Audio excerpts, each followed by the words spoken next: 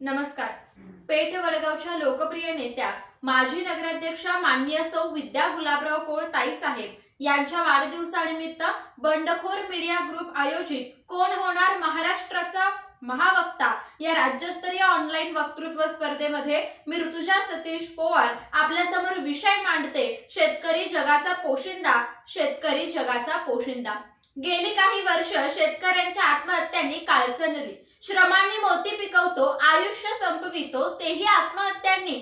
आग लागलेल्या घरात होरपळून निघणाऱ्या जीवांचा प्रवास आपण समजू शकतो.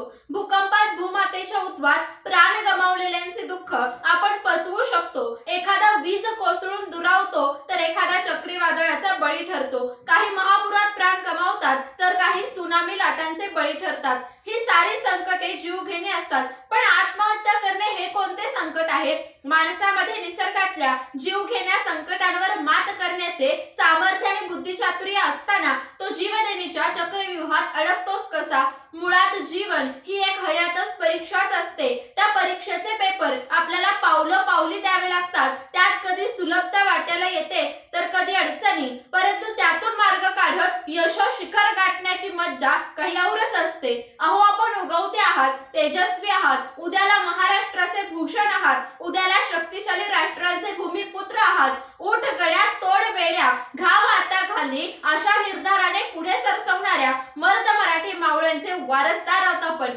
अहो, लात मारू तेथून पाणी काढू ही आपली जीवनधारा. बचेंगे तो और लढेंगे हा वारसा सांगणाऱ्या मराठी सैनिकाची वाणी तुम्ही विसरलात का? अहो, मरायचे तर इतिहास घडवण्यासाठी, श्वास कोंडण्यासाठी नको. म्हणून म्हणते, कशा कशाची वाट पाहायची ते तरी कळेल का? ऊस दराची, कापूस खरेदीची, कांद्याच्या हमी भावाची वाट पाहणं टळेल काय? साकार असो की सरकार, खाणाऱ्यांची काही कमी नाही. राब राब राबणाऱ्यांच्या हातात मात्र काही नाही. राब राब राबणाऱ्यांच्या हातात मात्र काही नाही. महाराष्ट्रातील शेतकऱ्यांच्या जीवनातील वास्तवता दाखवणारी ही कविता तुम्हा आम्हाला धान्य पुरवणारा जगाचा पोशिंदा बळीराजा आज संकटांच्या दुष्ट चक्रात आहे. समाजाच्या, सरकारच्या, व्यापाऱ्यांच्या, सावकारांच्या, दलालांच्या, सहकारातील भ्रष्ट पुढाऱ्यांच्या जाचाला कंटाळून तो आत्महत्या करतोय.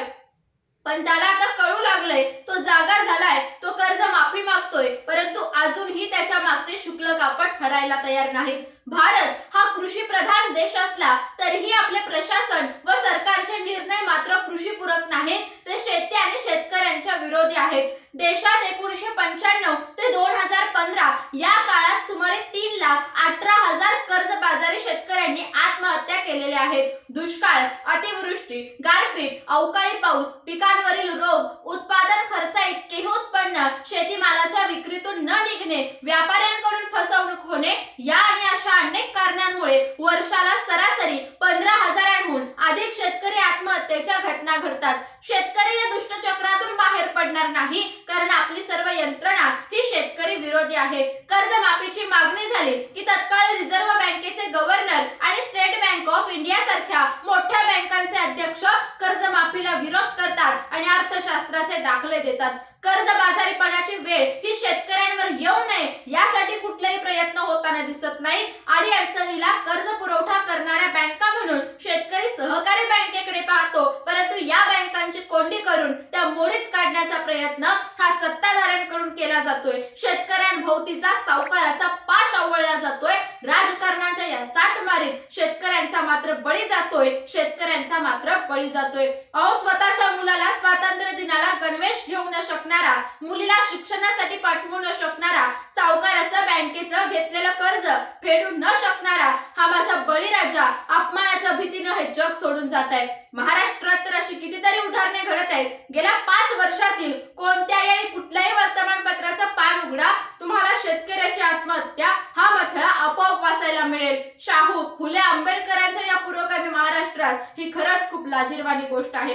परवाच पेपरमध्ये एक बातमी वाचली. जवळपास भारतातील 9 कोटी शेतकऱ्यांच्या खात्यावरती 2,000 रुपये जमा झाले. शेतकऱ्याला ते ऐकून आनंद वाटला. मी सरकारचे तमाम शेतकऱ्यांच्या वतीने आभार मानते, कारण गेल्या कित्येक वर्षात शेतकऱ्याला एकही रुपया पगार मिळत नव्हता, परंतु तुम्ही त्यांना वर्षाला 6,000 रुपये, 4 महिन्याला 2,000 रुपये आणि दिवसाला 16 रुपये पगार चालू केलात. त्याबद्दल धन्यवाद. पण साहेब, शेतकऱ्यांची एका दिवसाची किंमत ही फक्त 16 रुपयेच आहे का? आणि ज्या काही नियम व अटी आहेत त्या सरकारी नोकरदारांना व त्यांच्या कुटुंबाला काहीच नाही, मग शेतकऱ्यालाच का हे नियम व अटी? हा एक प्रश्न मला या ठिकाणी पडतो. खरं तर एकाच कुटुंबातील पती पत्नी दोघेही सरकारी नोकरीला असतील, दोघेही लाख लाख रुपये पगार घेत असतील, तर त्या दोघांचा मिळून 2 लाख रुपये पगार. तिथे कधीच नियम नसतो की नवरा सर्व्हिसला आहे म्हणून बायकोला पगार मिळणार नाही. तिथे दोघेही पगार घेऊ शकतात. मग शेतकरी पती पत्नींनाच नियम का?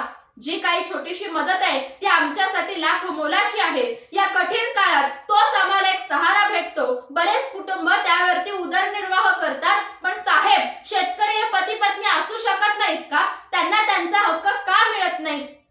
कधी कधी असा मनात विचार येतो साहेब, जो लाख रुपये पगार असणारा सरकारी अधिकारी ज्यावेळी शेतकऱ्याकडून 500 रुपये, 1000 रुपये लाच घेतो, तेव्हा त्याला पगार असतो लाख रुपये, त्याला काहीच नियम नसतात. आणि जो शेतामध्ये दिवस रात्र आपलं स्वप्न पेरतो, बेचिराख होतो, त्यालाच नियम का?